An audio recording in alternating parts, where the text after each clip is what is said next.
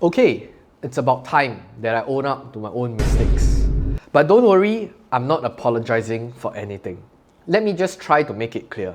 I think many people came to this channel to get their own daily dosage of confirmation bias on their Alibaba investment decision. Regardless though, I'm fine with that. This is a free market anyway. You as the viewer, you get to choose what videos you click and what videos you actually watch. So I personally don't think that I'm superior enough to dictate and teach you what you should or should not do. So my problem is when people try to attribute their investment decision to this kind of so-called investment personalities or investment influencers. So if you keep outsourcing such responsibility, when are you going to learn? Anyway, let's have a frank conversation. Where did I screw up?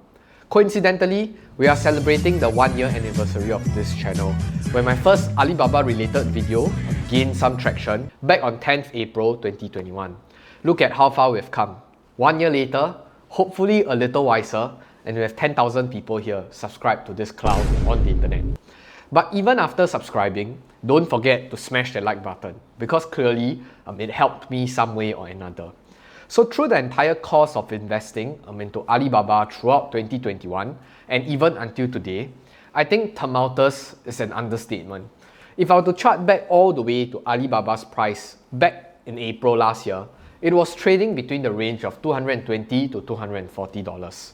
And that was the highest we have seen since then. So, if I have set up the stage for candidness and honesty, yes, I pretty much screw up in terms of timing and entry. And this is of course due to hindsight. So the cute thing was, I actually initiated my first ever position in the upper end of the range, around $240 to $250. And if I remember correctly, it was even before the announcement of Charlie Munger taking a stake in Alibaba via Daily Journal Corporation. So what happened? Back then in April of 2021, I was still heavily exposed to broad-based US equities. I had positions in Apple, Microsoft, JP Morgan, Alphabet, etc. I started a really small position in Alibaba because I was interested to research and understand the crackdown and the Chinese internet sector by and large. So I didn't have a lot of spare cash then, so I just used whatever I had left over to initiate that first buy. So in hindsight, of course, if you were to tell me or tell anyone then when it was $200 odd that it will fall to under $80, people will be laughing at you and people will be mocking you. At its peak, it was over $300, and the recent drawdown to under $80 was near 75%. A 75% drawdown, especially in a broader bull market where everyone else that invested in the US market is essentially just printing money. What even? A friend plotted a chart comparing Alibaba with the MSCI Russia ETF, which has the ticker ERUS, and you can see that Alibaba was even quote-unquote outperforming the index over the 1 year period. And by outperforming, it did worse. Alibaba did worse than the Russian ETF after the war, after the sanction, after the liquidity crunch on all Russian equities. Clearly, it's true. Chairman Xi is scarier than sanctions and wars. Jokes aside, please understand that whatever I represented is not accurate, of course. There are a multitude of different factors behind the scene that can go behind valuing these securities, and it's not exactly an apples to apples comparison. So don't take it too seriously. Anyhow, my first fatal mistake was to operate with the assumption that, hey, just because these equities are listed on the US exchange itself, they would probably not do too badly. And the important word here is probably. Besides, it was a booming economy in the US, and China was also faring decently. My second mistake was to tag a blue chip premium to these so-called Chinese big tech companies. I think it was really an eye-opener for me and for many out there for a company with such fundamentals.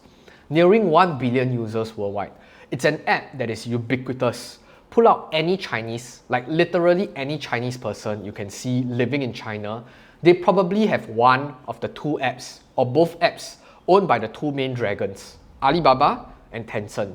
Companies with these sort of scale and influence can lose 50 to 70% of its market value. Yes, I would understand if we were in a broader bear market where there were huge structural problems with maybe the entire system or companies in those specific industries. Probably like the dot-com bubble or even the global financial crisis in 2008. In order for drops of such scale to happen, a certain level of overvaluation would have to take place first in order to cater for the capacity of such a fall. Sure, people can argue that hey, at the start of 2021, Chinese tech companies might be treading in overvalued territory, but I'll let you be the judge of that statement. So, the biggest lesson that we can take back is that in a bear market, the market doesn't care what profits you are driving or how big your influence is. They just compress your valuation multiple until someone big enough or rich enough thinks that it's cheap enough to buy. I think the baseline is quite simple. Nothing in this world is guaranteed, especially in investments. And never say never. So Alibaba might be at $50 soon. Who knows? Mistake number 3, sizing of my buying ins. So I know the textbook answer is to diversify, but I have a different objective and different outlook of my own life. So I have adjusted my portfolio based on my own assessment of my risk profile. So I know sometimes it can be misconstrued as quote-unquote bad examples, especially for people that follow suit.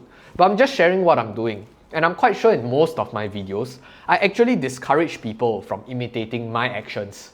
At least, that's the responsible thing to do and say when I'm sharing everything so publicly. So no, I don't regret and I'm not apologizing for going all in into Alibaba.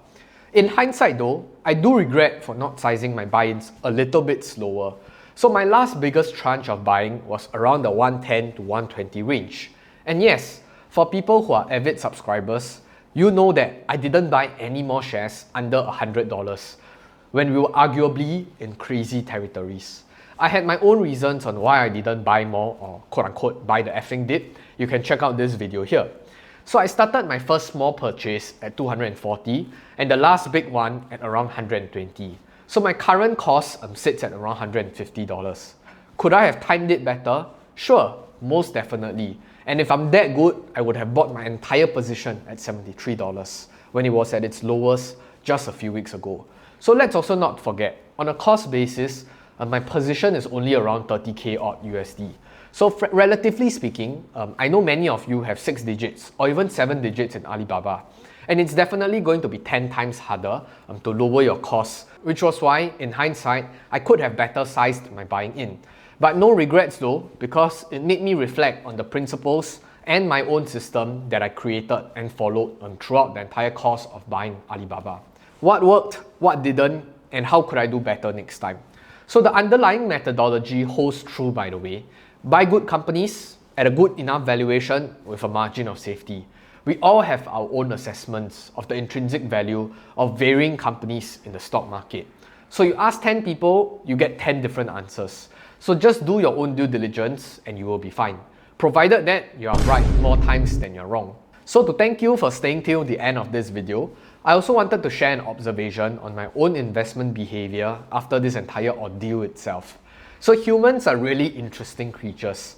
We are so smart, yet so clown-like at the same time. So we commit to so many biases, yet we still have the audacity to be shouting at the top of our lungs just to prove our point. That's why it's probably better to keep your head down, do your own thing, and not poke noses in other people's affair, because you're not infallible. Anyway, just from my own experience and my own sharing, I believe avid subscribers know that I initiated my first Facebook position some time back at around $215. So it was a really small one at only 4 shares, amounting to probably $800, quick math. So I had the intention of building it up to a core position that is maybe worth $10,000 to $15,000. So I believe you know where this story is going.